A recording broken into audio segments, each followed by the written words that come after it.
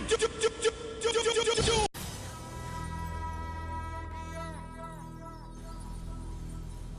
is up, YouTube? This is Hyperground, your chap with the cap, back again for another video. Now, this time we're going to be having another discussion, but this one's more of a discussion of self-realization, if you will.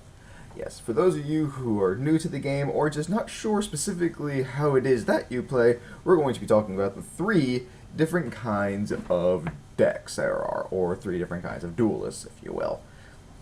Now, these are vague categories. I just looked at how most decks operate and separated them into these 3 categories. They're not clear-cut and dry. Some decks will fit into multiple categories and vice versa. This is more just a generic starting point, if you will. And I'll be giving certain examples of it just so it's not too confusing for some people. But enough of this silly talk. Let's actually get started with the real talk. So, the first kind that we have, well, let me just tell you what all 3 of the types are. There is Aggro Decks, Defensive Decks, and Control Decks. The first one we're going to be talking about is Aggro Decks. Aggro Decks are a very offensive type. They're very much all-out decks that their sole purpose is just to throw all their cards on the table and try and take you out as quickly as possible. This is my personal preference towards playstyle.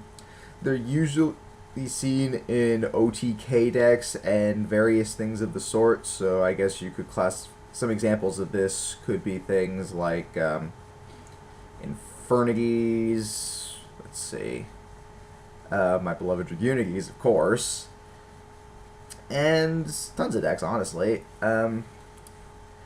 These are decks that usually need to, like, they have a very strong early game and usually a decently strong mid game, but if you can get past all of their attacks and their resources, they have a terrible late game. They cannot recover after they've spent all their stuff.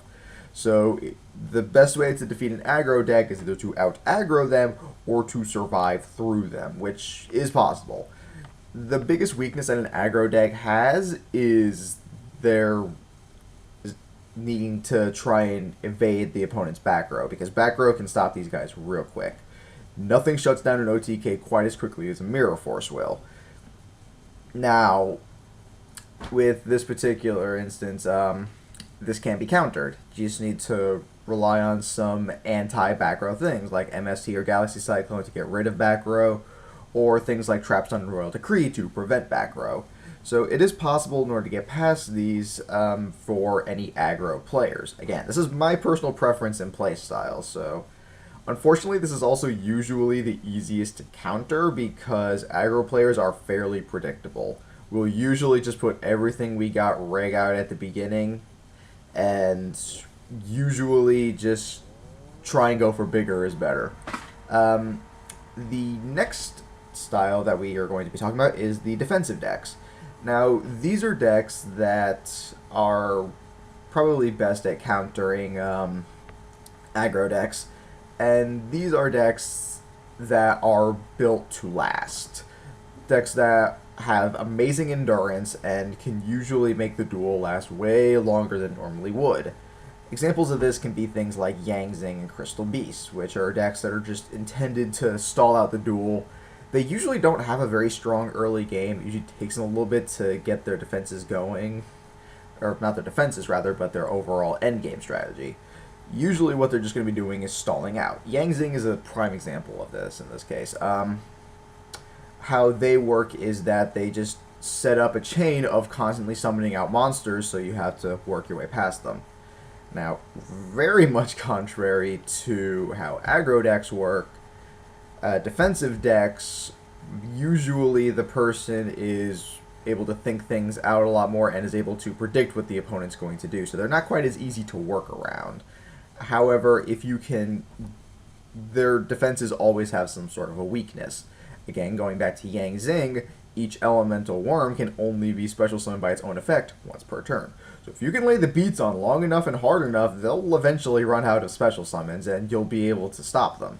However, that's very difficult, as these decks are meant to be able to outlast. So in this case, their biggest weakness really is just getting their defenses set up without dying. Because usually it does involve like 2 or 3 interlocking cards in order to get a solid strategy going. This isn't always the case. Sometimes they can do it off just one card, but usually it's going to be cards like that. And then our final deck type are the control decks. These decks can be some of the trickiest to deal with, as they're similar to defensive decks in their premise, but at the same time very different. Defensive decks are meant to outlast your opponent's resources, while control decks are meant to limit them. Examples of this can be things like, let's see, Necros, arguably Yosenjus, and a little while ago we even had Kaiser Bujins. That was also a pretty effective control deck.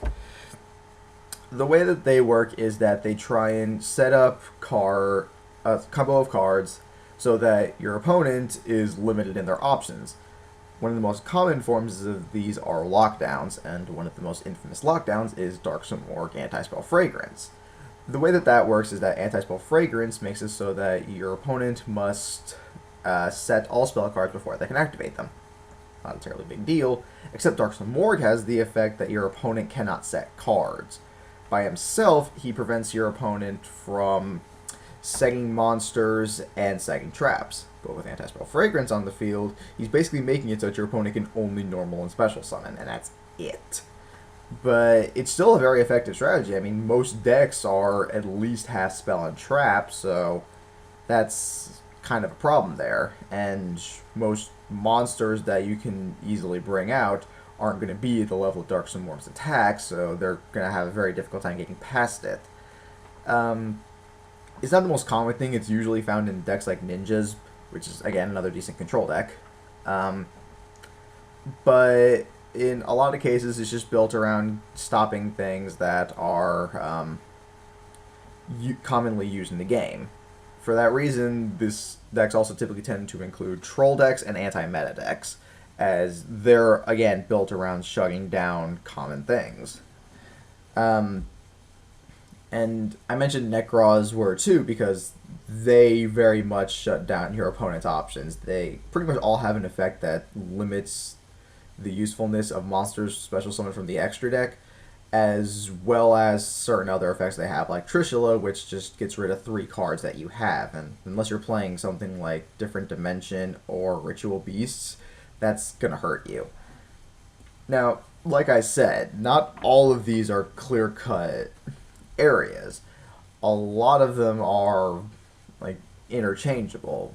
For instance, I said that ninjas are a decent control deck. They're also a pretty decent aggro deck if you can get their big monsters out, like Darksome Org.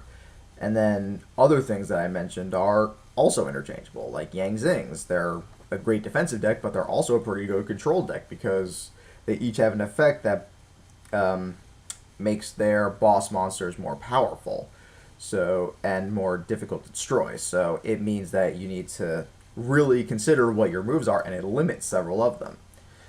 So it's not quite that clear cut. But like I said, the idea of this isn't to say, oh, this deck does this and this deck does that. It's to help you realize what it is that you enjoy doing. Whether you're an aggro player like me, a defensive player, or a control player. It really just comes down to your preference. Do you like to go all in? Do you like to outlast your opponent? Or do you like to control your opponent? It really just depends on your personal playstyle. And for those of you who may not know, you at least now have a starting point on what each deck is. So you can just see what some decks are, see how they work, and see, does that fit the playstyle that I enjoy? Is this an aggro deck if you're an aggro player? Is this a control deck if you're a control player? Or if it's close but not quite, how can I make it that? Because, like I said, you can take anything for it. Bujins, for example, there's at least two different variants. There's the Kaiser one, like I mentioned, which is more of a control deck, or arguably defensive too, since it does outlast your opponent, but it's closer to control. And then there's the aggro variant, which is what I run, which I find more enjoyable, further beating home that I'm an aggro player. But that's pretty much all that I got for you guys today. Let me know what you think down in the comments below. What's your personal favorite playstyle? Is there a playstyle that you think I may have missed, I didn't represent accurately? Just let me know what you guys think down in the comments below. Of course, don't forget to also like and subscribe. And until next time, peace.